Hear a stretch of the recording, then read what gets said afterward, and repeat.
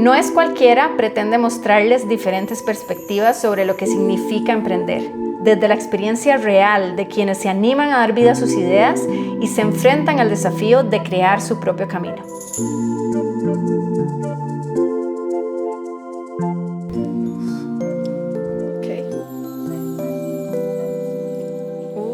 Sí, esto me gusta, se ve mejor. Muchas gracias por venir aquí, al sillón de mi casa. Invitarme.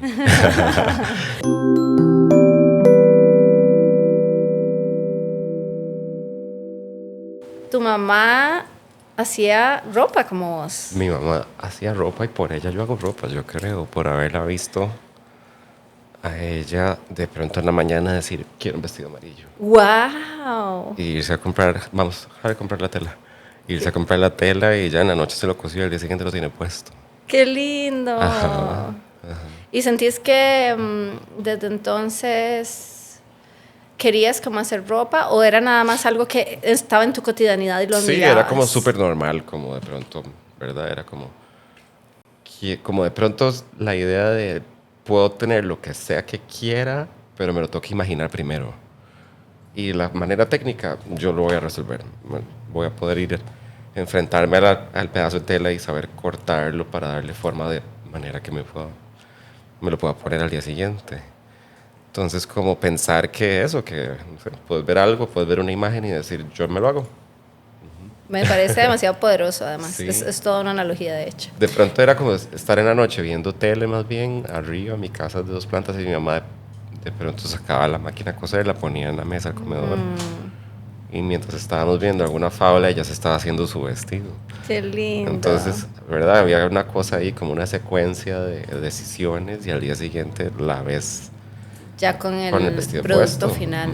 feliz. Wow. Y le quedó exactamente como quería. Y, ¿verdad? De pronto el acceso a materiales tal vez era menos difícil en ese momento, incluso pensando ¿Menos difícil? Menos difícil, o sea, vienen más telas. Ok, wow, ok. Era una práctica más común que la gente se hiciera la ropa, entonces habían más tiendas de telas popularmente y se vendían patrones y veníamos de pronto a veces a San José, íbamos a la Gloria. Ajá. Y había un piso, uno de los entrepisos que tenía ampos en la mesa así, grandotes y podías llegar y ver como no sé qué quieres hacerte y lo sacaban de un cajón por número. Oh, wow. Entonces habían patrones de pantalones, de todo lo que quisieras. Ropa de niño, pijamas, ropa de hombre, lo que sea. ¿Qué se Entonces habrán hecho comprabas eso? moldes. Te decías, mira, me puede servir este y este y este. Y de pronto entre este y este hago un mix. Le pongo esa manga a este vestido y a este pantalón le pongo esta pretina y me salen como 15 cosas de aquí. ¡Qué lindo! Ajá. Y ya no, eso no es tan común ahora. Hay menos tiendas de telas. Óscar es diseñador, artista y director creativo de Obra Gris, una marca de moda sostenible con una filosofía de cero desperdicio. Su portafolio de diseño va desde ropa hasta objetos inmobiliarios para espacios habitables. Hablar con Óscar es hablar de arte, diseño, cultura y de historias nostálgicas de su infancia en Liberia. En esta conversación nos cuenta sobre su conexión con diferentes lugares geográficos que lo han inspirado y por supuesto sobre la responsabilidad ambiental de la industria del diseño. De irnos al presente voy a devolverme un poco al pasado y es ¿qué otras experiencias sentís que viviste cuando niño o estaban a tu alrededor cuando niño que te marcan como emprendedor o que te marcan como persona al final? Crecí metido en un cine. Mi abuelito fundó un cine, el primer cine de Guanacaste. Me encanta. En el 46 y se llamaba Teatro Olimpia. Entonces no solo era cine, sino también había un escenario y hacían a veces funciones de cosas de teatro, de danza. Al fin de año todas las graduaciones de todas las escuelas eran ahí. Ay, me imagino, Siempre estaban puras graduaciones de día. Porque tenía 500 sillas de madera todas, butacas y escenario y pantalla atrás.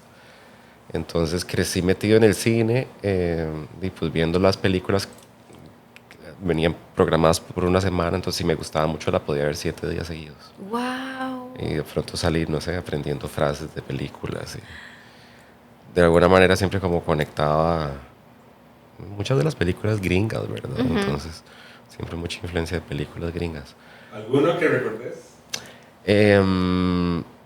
Vi Pulp Fiction todos los días. ¡Ah! Mi mamá no estaba contenta porque yo tenía como 13 años viendo esa película. Y decía, como, mejor no la veas tanto, está un poquito fea. Hay unas partes de muchas drogas. ¿Verdad? O sea, Pulp Fiction, ¿te acuerdas? Sí.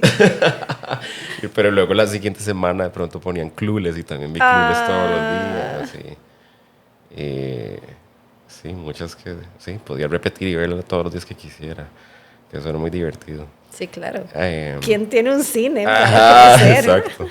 Pero entonces también significaba que nos tocaba ayudar en una empresa familiar y mis hermanas y yo, mi mamá vendía las palomitas de maíz, mi hermana recibía los tiquetes, la otra hermana sentaba a la gente con el foco. Mi papá estaba también ahí pendiente un poco de todo, a veces él mismo vendiendo las entradas o recibiendo los tiquetes él. ¿Y vos? Yo le ayudaba a mi mamá a vender palomitas. Ok. Como era el mayor, era mi principal puesto de asistencia, porque se ponía muy salvaje, sobre todo los matines, era chiquitos así, como con un billete en la mano, una coca, una palomita, una coca, una palomita, una coca, una palomita, y nos empujaban el mostrador, así, teníamos como que empujar de vuelta, porque había que decir, un momento, Willas. Exacto, En Liberia exacto. uno le dice Willa a todo el mundo, ¿verdad?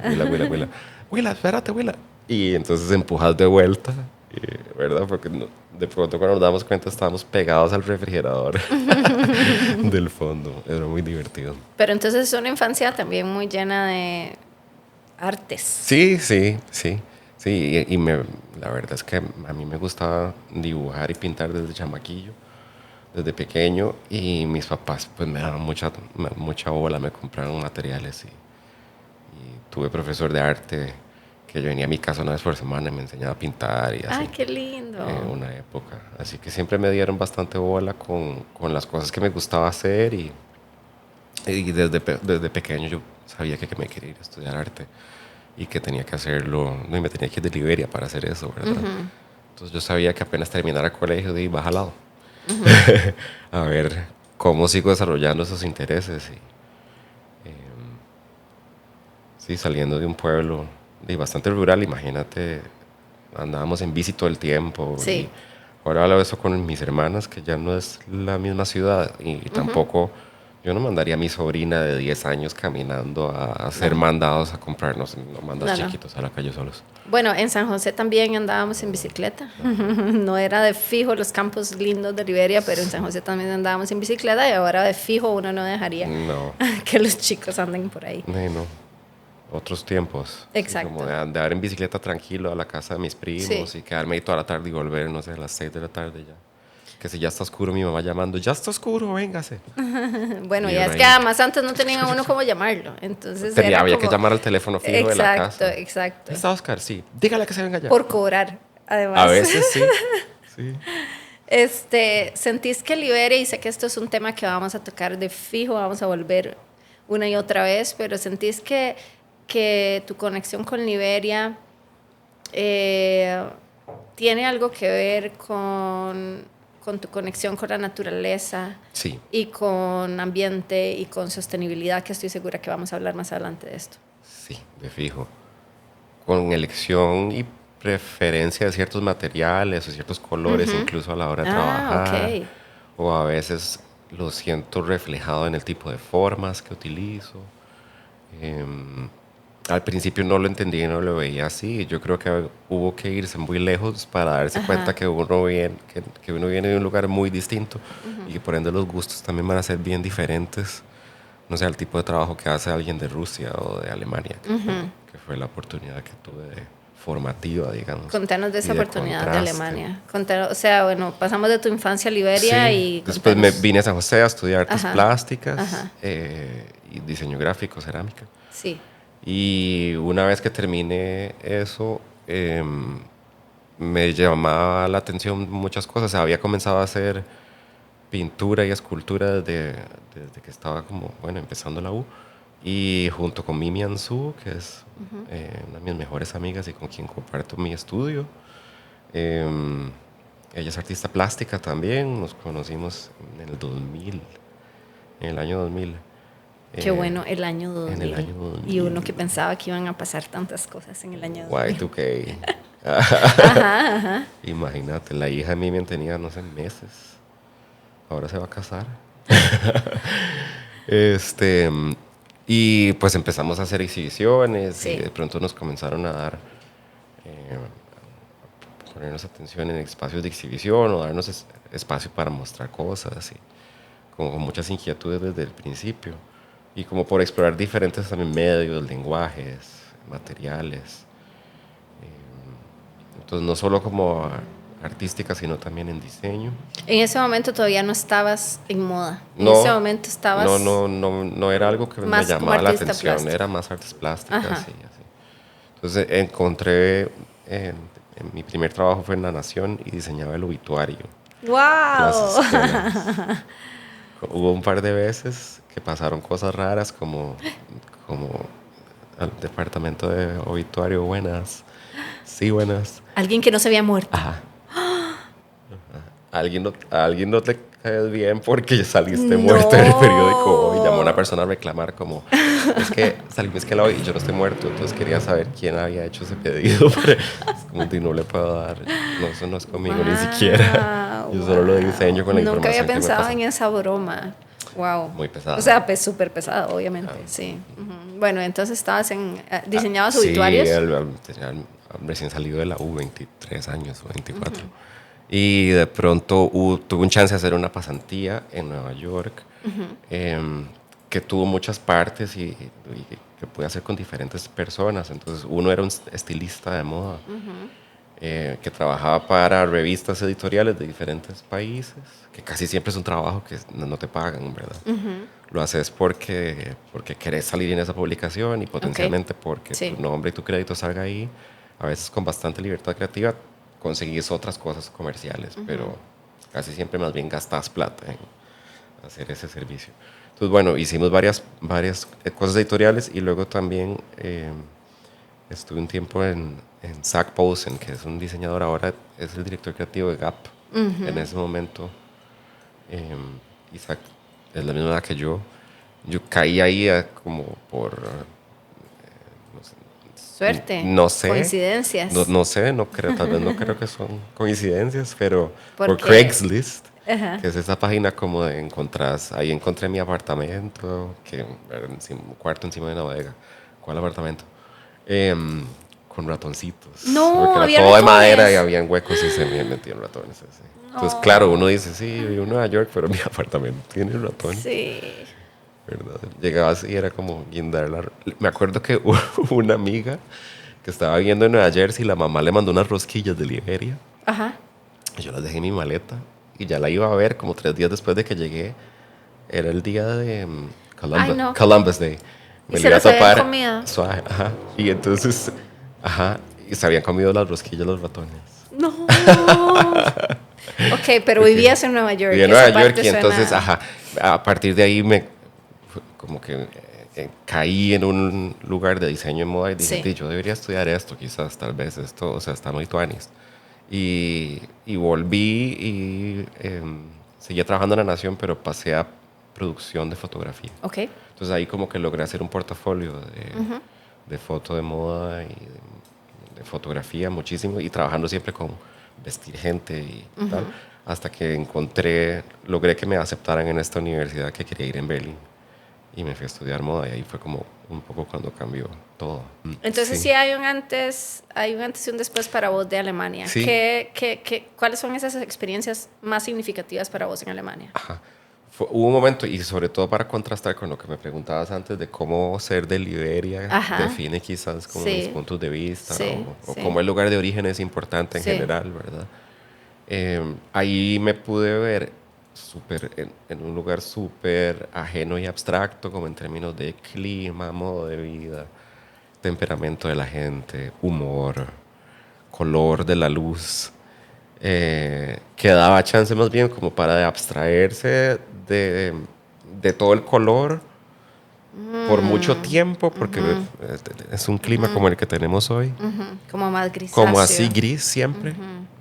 Entonces de pronto como que uno le comienza a perder el gusto al color Wow. Y es puro concreto. Qué interesante, sí, ajá. Y concreto y ladrillo, quizás ni siquiera tanto ladrillo, pero sí mucho concreto por todo lado.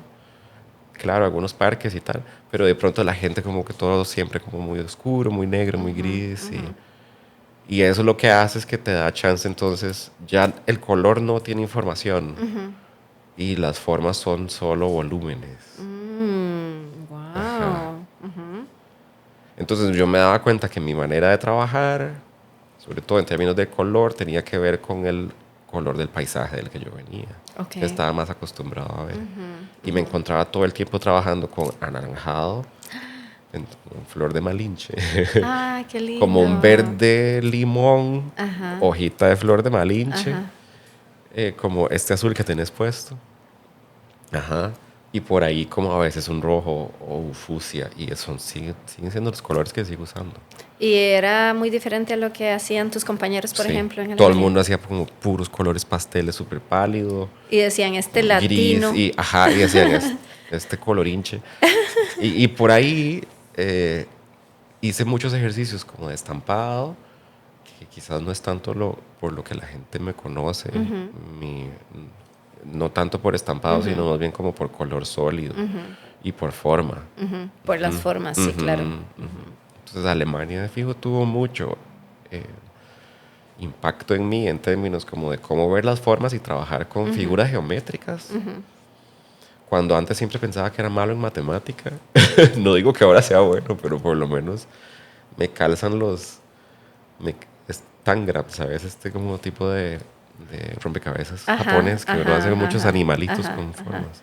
Es un poco como eso. Claro, quizás. ahora tenés que hacer eso. Sí, digamos. sí, mira, lo tenés puesto ahí, ¿verdad? Tenés como un pentágono inserto dentro de un triángulo. Y como para, que no hemos llegado ahí, pero como para el tema de cero desperdicio, tenés que volverte experto en eso. Exacto, en calzar ángulos. Exacto. Tenés puesta una capa que es de lana y de seda y tiene como un jaspe el tejido. Entonces, lo que se ve negro es lana y lo que se ve azul es seda. Por eso tiene ese lustre. Ok. Que tiene botones cubiertos, botones tapados y en las mangas hay un corte que tiene inserto un fragmento de círculo al frente. Si se ve. Y atrás tenés el resto del pentágono en la espalda, que es como una capa que queda sobre la espalda del abrigo. Qué cool que se llame capa.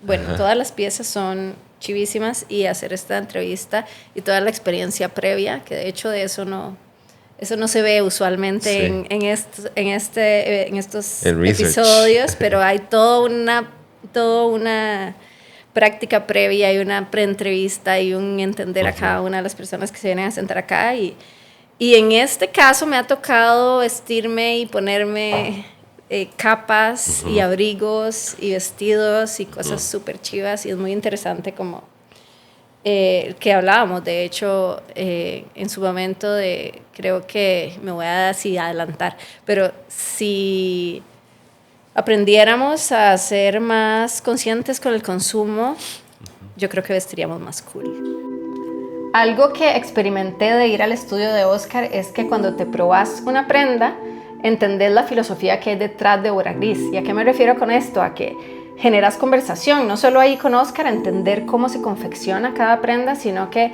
estoy segura que cada vez que use esa ropa, la gente me va a preguntar y yo voy a poder contarle sobre todo lo que aprendí. Y esa es la mejor publicidad boca a boca. Sí, yo creo que quizás una de las experiencias para replantear, digamos, qué compro, por qué lo compro, por qué quiero eso, porque es cuando uno se enfrenta a proponerse eso, hacer algo, ¿verdad? Como, ok, me voy a hacer una blusa, me voy a hacer mi propia cosa, ¿no? Es como de pronto cocinar, que es algo con lo que uno puede, ¿verdad? Relacionarse, que es, uno puede cocinar en la casa y te puede quedar de cierta forma con los mismos ingredientes que puedes hacer algo que sepa horrible, ¿verdad? Correcto. Y entendés como que hay un esfuerzo y hay una técnica y hay una manera como de hacer que es sí, hay una esto intencionalidad. crudo quede de esta manera. Sí, correcto. Pero de pronto no es una cosa muy común como me quiero aprender a hacer mi propia ropa. No está integrado, digamos, dentro de un proceso formativo necesariamente. Es o sea, quien llega a hacerlo es por nada más una curiosidad como de desarrollar skills que de pronto, no sé, si te sabes hacer tu propia ropa ya no necesitas comprar nada, pero nadie piensa este tipo de cosas, ¿sabes? Porque no es necesariamente por economizar, sino No. por invertir no sé, un tiempo efectivo en producir algo. No importa si queda bonito o queda feo, es más como quiero tratar de hacer algo difícil. Sí. Bueno, y esa es la parte de quien lo hace, pero también está el apreciar quien está enfrente y está observando eso, como vos con tu mamá, apreciando cómo ella creaba su vestido. Ajá. Y yo creo que desde ahí, entonces yo siempre me quedé con esta idea de quiero hacer lo que sea y de pronto si lo puedo dibujar y puedo encontrar el material o a veces no necesariamente lo tengo que fabricar yo, pero hay alguien que maneja esta técnica muy bien y que si le explico y le grafico, vamos a lograr esta idea que tengo. Y que se va a ir modificando conforme siga colaborando con este artesano. Claro. Y para volver a esa cronología que estábamos haciendo, después de Alemania volvés. Sí, y volví y de pronto fue, ¿cómo hago entonces esto que fui a estudiar? Sí. Para que valga la pena toda esta inversión de tiempo, de vida y de formación, ¿verdad? Mientras logro eso, generar fondos para existir y lograr fundar esta idea de empresa. Entonces, pues una cosa ahí muy paralela, ¿verdad? De trabajar en publicidad mucho tiempo, ir ahorrando y en las noches y en los ratos libres y seguir insistiendo como en, ok, quiero fabricar cosas hasta que de pronto tengo suficientes que ya ahora, ok, puedo de pronto lanzar una marca. Sí. ¿Cuál fue, sabes cuál fue como la primera, recordás esa primera colección o no sé si eran piezas o no sé cómo lo planteaste de Obra Gris? Sí, en el momento en el que ya sentí como, ok, vamos a hacer algo que soy 100% yo y que ahora como que siento que tengo este cuerpo para decir, ok, estoy listo. Fue el 2015 y la primera colección fue por culpa de Leonora Jiménez. Wow. Y digo por culpa con todo el cariño. Sí. Porque si no me hubiera yo echado al agua, de pronto hubiera dicho, no, todavía no. Uno quiere sentirse demasiado listo. Pero estaba haciendo otro proyecto con Leonora y ella me decía en ese momento como, mira, ¿por qué no mandas cosas para Fashion Week, que es en el otro año y ese es el deadline? Y yo vi unos dibujos y enséñame eso, poneme en PDF. Y ya echado al agua y bueno, después ya había una cosa así como que anunciaba anuncios de prensa y no sé qué. Y había que hacer la colección y estaba viendo una casa bastante grande que tenía un espacio como social grande. Entonces armamos unas mesas y pusimos unas máquinas de coser de Priceman, busqué unas practicantes y entre ellas y yo, y sí, cosimos la primera colección, mandamos a hacer un par de cosas más complejas, como más sacos y así, que tenía más acabados. Pero lo demás lo cosimos nosotros con puras telas que nos patrocinó Pagué Menos. Ay, wow, ok. Un shout out a Jocelyn también por el cariño. Fue muy lindo y nos donaron todas las telas para esa primera colección y hicimos una colaboración con Paso Ulloa, que también era la primera vez que hacíamos algo. Y siempre se trató como de, a partir de un dibujo, hagamos que esto exista y de pronto tenés ahí 25 modelos vestidos con tus dibujos. Qué emocionante. Que van a salir a caminar y de pronto también hay música y hay visuales que hizo Diana Zuleta y música que hizo mi primo con una composición original ahí súper dark, con pura percusión y no sé, era muy bonito como ideas de una persona que al final hechas por muchas y se siente como que está hecho a muchas manos, ¿verdad? Qué importante como al iniciar eso. Como valora uno, cómo aprecia uno la gente que está alrededor de uno y que Sí. desinteresadamente, solo porque cree en lo que vos estás haciendo, o porque quiere apoyarte, o porque quiere verte tener éxito, Sí. te ayuda a hacer cualquier cosa. Sí. No importa tanto como exactamente qué, pero es... Sí. O las marcas que creen en vos, que al final Sí. son personas también, Ajá. usualmente detrás de esas marcas, que te dan, no sé, las telas, o que Sí. te dan lo que sea. Yo me acuerdo que cuando yo empecé Little Monsters, que también fue en 2015, que abrió, digamos, yo empecé a trabajar desde 2014 en Little Monsters, pero me acuerdo que los fines de semana antes, yo les decía a mis compañeros de trabajo del trabajo anterior que yo tenía, hey, me ayudan los fines de semana, les hice camisetas a todos de Little Monsters, o sea, pinta de teachers, ninguno, ¿verdad? Ajá. Pero era como todos con camiseta de Little Monsters y me acuerdo que compré como palomitas o algo así y era como ayúdenme a repartir flyers, lugares cerca y todos apuntadísimos con las bolsas de palomitas y es como, Sí. ¿cómo agradece eso uno? Eso nunca se olvida. Sí. Y por ahí quizás lo que aprendí es aceptar ayuda Sí, siempre. sí, sí. Incluso cuando a veces uno es como muy libre en decir, yo puedo, I got it. Y llega un momento en que estás llorando porque no podés. Ajá, Ajá. ajá. Y tenés que decir, no puedo, necesito ayuda con esto. No, y que hay gente que, bueno, estamos hablando de cosas simples, pero hay gente que para muchos proyectos uno sí necesita a alguien que sepa más que uno. Sí. Y eso es muy importante, Sí. como dejarse ayudar, pero también aceptar que no lo sabes todo.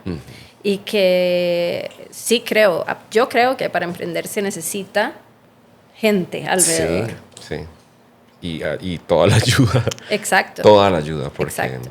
no se puede hacer todo y a veces uno tiene planes muy ambiciosos que a veces como que te castigas porque no todo salió como Sí, querías. sí, ¿Verdad? sí, Como, sí. pero esto podría haber estado mejor. Y Sí. son cosas que al final la gente no nota. No, a mí lo que me pasaba es que, y de hecho lo hablé en otro episodio, es que yo me resentía, pero con el negocio. Ajá. Me resentí, como que le reclamaba de, uy, ¿por qué me quitó este tiempo? ¿Y por qué es tan difícil? Y, ¿verdad? ¿Cuáles han sido como, no sé, puedes contarme como algo que te venga a la mente de algún reto grande, algún desafío grande, algo que vos decís, mae, esto me costó demasiado, pasar por esto, lo sufrí? Pegar un zipper invisible bajo presión. Con el Uber afuera de la clienta esperando. No. Porque ya esto tenía que estar listo. Y de pronto, ya el vestido está listo y vas de chifón de seda, que es una carajada delgadísima, que si la pellizcas con el zipper se hace un hueco, ¿ok? Subiendo el zipper, ¡fra! Se fue el zipper. No, se metió la tela y hizo ra, y se rasgó todo el chifón en el puro zipper. Y el Uber está afuera y decir, le puedes decir al Uber que me espere un momento y tratar de quitar ese zipper y pegar otro y correr esto más para... No. ¿Qué? No, y terminar llorando así, Exacto, con la que uno tela dice, ¿en qué llorando en el momento? suelo, ya no hay vestido, todo eso es un caos así. Entonces no se puede coser cosas bajo presión. Llegó un momento en el que dejé de coser yo eso, cuando cambió todo. Solo prototipos. Ahora, pero nada que sea para alguien. Bueno, qué importante eso también, como ir sabiendo cuándo tu rol va evolucionando, Sí, cuándo va exacto. cambiando y a dónde sos más valioso. Espera la segunda parte de esta entrevista en el siguiente episodio de No es Cualquiera.